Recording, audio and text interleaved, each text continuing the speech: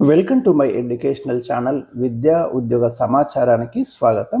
Daily GK quiz క్వశ్చన్స్లో ఇవాళ 451 వీడియోలో ఉన్నాం. మనం ఈరోజు చాలా ముఖ్యమైన క్వశ్చన్స్ మనం డిస్కస్ చేయబోతున్నాం.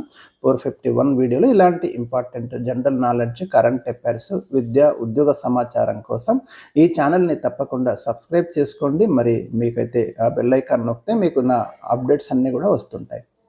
ఇంకా లేట్ చేయకుండా ఫాస్ట్గా మనం వెళ్దాం. Question number 1, national disaster management authority ఎప్పుడు ఏర్పాటు చేయబడింది? డిజాస్టర్ మేనేజ్మెంట్ అథారిటీ మనకి 23 డిసెంబర్ 2005 ఏర్పాటు చేయబడింది. దీన్ని NDMA అంటాము. నేషనల్ డిజాస్టర్ మేనేజ్మెంట్ యాక్ట్ కూడా ఇదే 2005లోనే ఏర్పాటు చేసింది. ఈ చట్టం ప్రకారమే దీన్ని ఏర్పాటు చేయడం అనేది జరిగింది. నేషనల్ డిజాస్టర్ మేనేజ్మెంట్ యాక్ట్ అనేది 2005లో చేశారు. ఆ చట్టం ప్రకారమే నేషనల్ డిజాస్టర్ మేనేజ్మెంట్ అథారిటీ ఏర్పాటు చేయబడింది అని మీరు గుర్తుంచుకోండి. డిజాస్టర్ మేనేజ్మెంట్ అంటే విపత్తు నిర్వహణ. విపత్తులు అంటే అనుకోకుండా వచ్చేటటువంటి పెను ప్రమాదాలు, భూకంపాలు, వరదలు, వాటన్నిటిని కూడా మనం విపత్తులనే పేర్కొంటాం. దీనికోసం భారతదేశంలో ఉన్నటువంటి మెకానిజం ఈ డిజాస్టర్ మేనేజ్మెంట్ అథారిటీ అనేది. క్వశ్చన్ నెంబర్ 2, భారతదేశంలో ఇప్పటికీ ప్రచురించబడుతున్న అత్యంత పురాతన పత్రిక ఏది? ఓల్డెస్ట్ న్యూస్ పేపర్ అనేది మనకు ముంబై సమాచారం అండి. భారతదేశంలో 1822 జూలైలోనే ఈ న్యూస్ పేపర్ పబ్లిష్ చేయడం మొదలైంది. ఇప్పటికి కూడా వెలువడుతుంది. ఇండియాలో మొట్టమొదటి వార్తాపత్రిక ఏది అన్నప్పుడు మాత్రం మీరు బెంగాల్ గెజిట్ని ఆప్షన్గా ఎంచుకోవాలి. 1780లో కలకత్తాలో జేమ్స్ అగస్టస్ హిక్కీ ద్వారా అది స్థాపించబడింది. కానీ అది ఇప్పుడైతే పబ్లిష్లో లేదు, కానీ ఇప్పటికీ పబ్లిష్లో ఉంది మాత్రం ముంబై సమాచార్. క్వశ్చన్ చూసి మీరు ఆన్సర్ అయితే చేయండి. క్వశ్చన్ నెంబర్ 3, పత్రికా రంగానికి సంబంధించి RNI విస్తరించండి. మీకు న్యూస్ పేపర్స్ వాటికి సంబంధించి registrar of news papers for India అనేది ఒక సంస్థ మనకి ఉంటుంది. దీన్ని మనం RNI అంటామండి. RNI యొక్క ఫుల్ ఫామ్ అయితే మీరు ఇక్కడ గుర్తుంచుకోండి. క్వశ్చన్ నెంబర్ 4, ఏ సంవత్సరం ఆల్ ఇండియా రేడియోను ఆకాశవాణిగా మార్చారు? ఆల్ ఇండియా రేడియోను ఆకాశవాణిగా మార్చింది 1956లో అండి. రేడియో అనేది మనకి మార్కోని చేత ఆవిష్కరించబడింది, గుర్తుంచుకోండి. భారత్లో 1927లో మనకి ముంబై నుంచి తొలి రేడియో ప్రసారాలు లార్డ్ ఇర్విన్ కాలంలో మొదలయ్యాయి. అప్పుడు బ్రిటిష్ వైస్రాయ్ మనకు లార్డ్ ఇర్విన్ ఉన్నారు, గుర్తుంచుకోండి.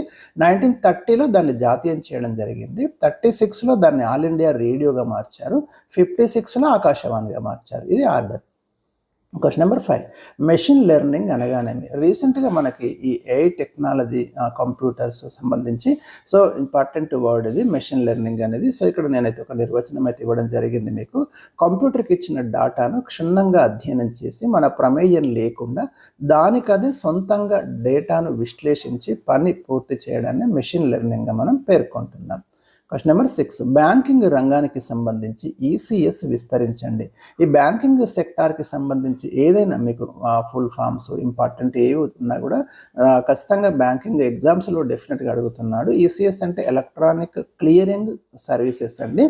అదేవిధంగా మీకు చెక్కులకు సంబంధించి కూడా MICR అని ఉంటుంది కదా, మ్యాగ్నెటిక్ ఇంక్ క్యారెక్టర్ రికగ్నిషన్.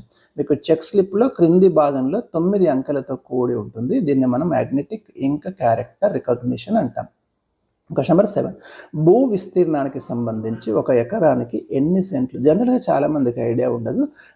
ఎకరానికి ఒక 100 సెంట్లను మనం ఎకరం అంటామండి. జనరల్గా ఒక ఎకరం అంటే గుంటలలో అయితే మీకు 40 గుంటలు ఉంటుంది. ఒక గుంట = మళ్ళీ 121 గజాలు. అట్లాగే హెక్టార్లని కూడా మీరు వింటారు. ఒక హెక్టార్ = 2.47 ఎకరాలు అండి. అది కూడా గుర్తుంచుకోండి. 2 ఎకరాల 47 సెంట్లు అంటాం. క్వశ్చన్ నెంబర్ 8, చంద్రబాగా బీచ్ ఎక్కడ కలదు? ఇండియాలో ఉన్నటువంటి ముఖ్యమైన బీచ్ ఎక్కడెక్కడ ఉన్నాయో మీరు నోట్ చేసుకోండి. ఒడిషాలో ఉంది చంద్రబాగా బీచ్ అనేది, కోనార్క్లో అండి.